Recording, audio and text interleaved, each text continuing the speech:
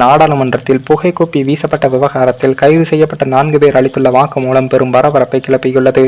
நாடாளுமன்ற மக்களவையில் கடந்த புதன்கிழமை பார்வையாளர் மாடத்தில் இருந்த இருவர் அவைக்குள் குதித்து எம்பிக்களின் இருக்கைகள் மீது தாவி சென்று வண்ணப்புகை வெளியேற்றக்கூடிய சர்ச்சைக்குரிய பொருளை வீசியதால் பரபரப்பு ஏற்பட்டது. இதனால் அவசரமாக அவை ஒத்திவைக்கப்பட்டது.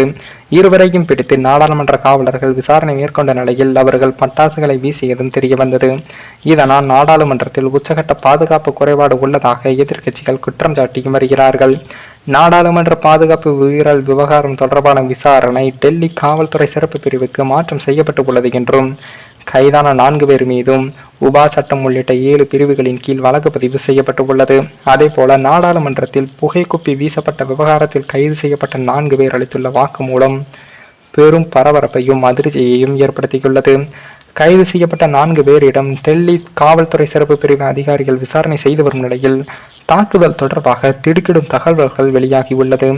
4 பேரும் உடலை தீ வைத்து எரித்துக் கொள்வது, சில துண்டு பிரச்சாரங்களை விநியோகிப்பது, வண்ண புகைக்குண்டுகளை வெடிக்க செய்வது, கவனத்தை ஈர்ப்பது என 3 திட்டங்களை தீட்டிய நிலையில் முதல் 2 திட்டங்களும் கைவிடப்பட்டதால் 3வது திட்டம் செயல்படுத்தப்பட்டதாகவும் விசாரணையில் தெரிவித்துள்ளனர்.